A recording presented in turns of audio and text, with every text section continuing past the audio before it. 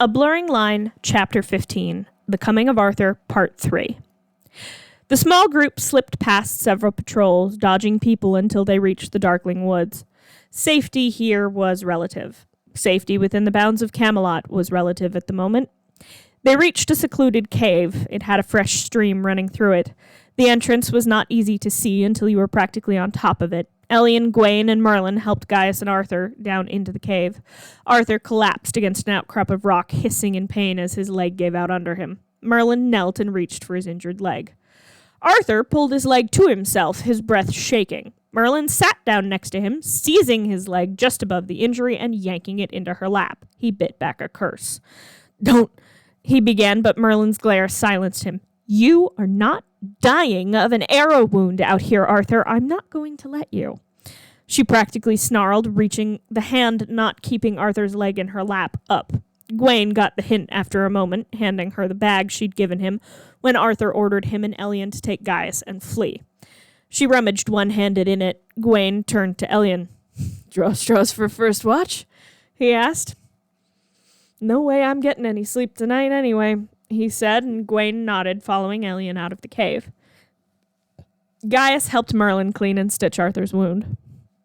"What's the point? I don't understand.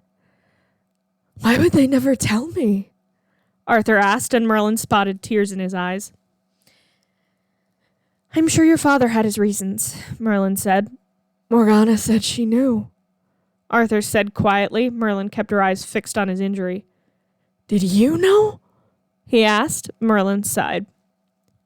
"I overheard your father after Morgana fell down the stairs. He didn't know I was in my room. I doubt he would have said anything. I doubt he would have said what he did if he'd known," she admitted. "That was months ago, Merlin." Arthur sounded hurt. "Yes, and I'm just a servant. What do you think your father would have done to me if he knew I was listening, even if only accidentally? Would you have believed me if I just walked up to you and said, 'Arthur, Morgana is your sister'?"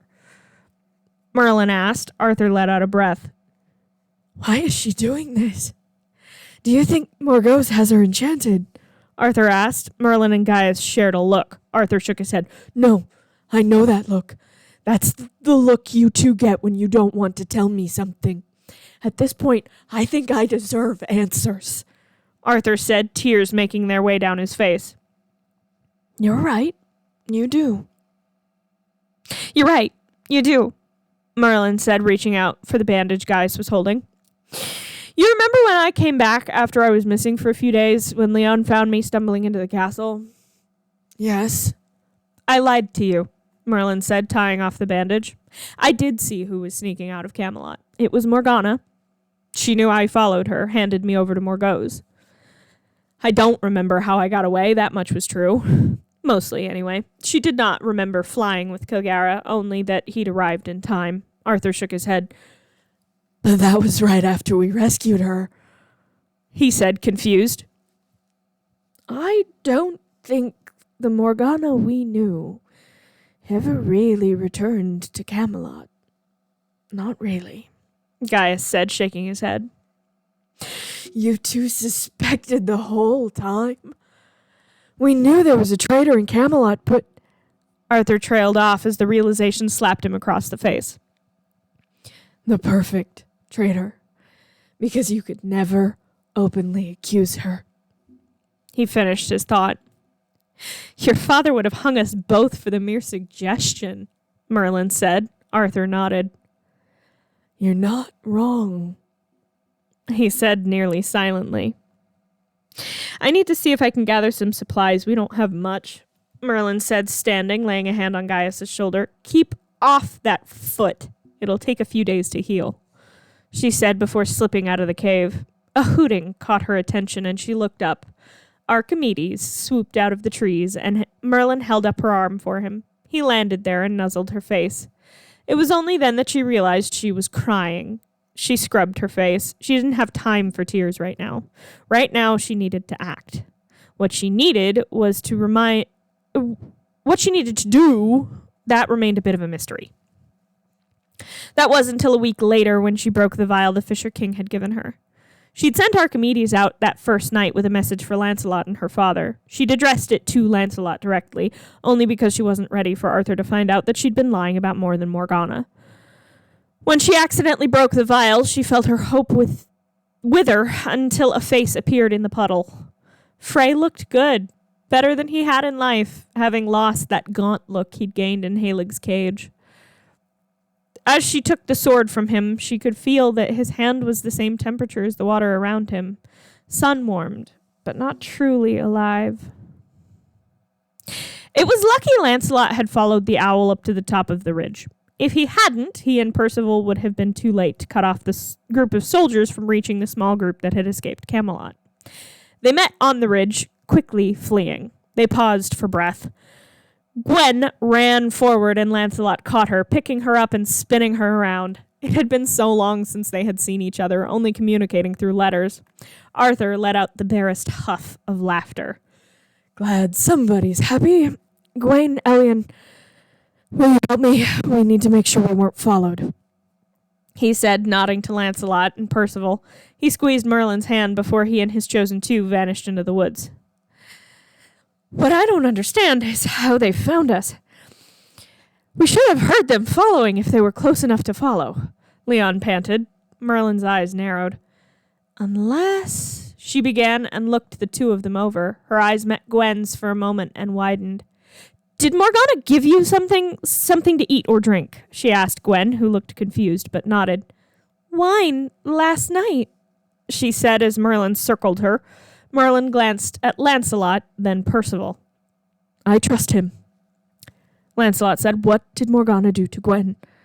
He asked. Tracking spell. Keep an eye out, will you? She asked, and Leon and Lancelot both turned to keep watch. Gaius stepped over to Gwen, who looked confused. What does she mean? How does she know? That's how they found us, Gwen asked. Merlin is... Gaius paused and glanced at the girl in question, who was taking a few deep breaths. Merlin is something of a special case. She was born this way. Before Gwen could ask what Gaius was talking about, Merlin did something odd with her hands, and her eyes flashed gold. Unlike Morgana's, they were pure, warm, and clear, not with a note of what Gwen could only call corruption. There was no copper in Merlin's eyes, sense of danger or smell of acrid smoke as light blossomed from Gwen's feet and dissipated, attaching itself to several small animals who fled in various directions. Gwen blinked and Percival let out a low whistle. No one but us in this clearing knows, Leon said, still watching out for Arthur. I trust her, Gwen. She saved my life and Arthur's on more occasions than I thought possible, he assured. She slew the griffin, not me, Lancelot explained lowly. And we have time to explain exactly none of that right now. Merlin cut them off as her eyes flashed back to blue. She was right. Arthur, Gwen, and Elian reappeared in the clearing barely a moment later. They aren't on us yet. Come on, there's an old ruin just a bit further into the woods. We can shelter there for the moment, Arthur said, and the others nodded. Gwen gripped Lancelot's hand, perhaps a bit harder than she needed to, as Arthur led them out of the clearing. The plan was not great. Break in and break Uther and hopefully the other knights out. It was suicide. Arthur knew that. He would not ask that of those around him. He should have known that he never needed to ask. Lancelot stood first. You taught me the value of being a knight, the code by which a man should live his life, to fight with honor for justice, freedom, and all that is good, he said. Arthur could hardly miss the way Lancelot's eyes flicked to Merlin when he said the word freedom, and fell on Gwen when he mentioned all things good. But he was still speaking. I believe in the world you will build, Lancelot said. Even though I was a commoner, a nobody, you were willing to lay down your life for me, Arthur, Elian said, standing. It's time I repay you for that. Leon was next to rise. I have fought alongside you many times. You are like a brother to me. There's no one I would rather die for. Personally, I think we've no chance. Gwen said, earning him a few glares, but there was a wicked sort of smile on his face as he stood. Wouldn't miss it for the world. Your enemies are my enemies, Percival said, rising. Gaius was next. If you ever need an old man. You are one of my closest friends. I'm with you, Gwen said, brushing off her skirt as she stood. Arthur glanced to his right where Merlin sat. She stood next, reaching out for Arthur, who took her hand. For once, not caring there were others here.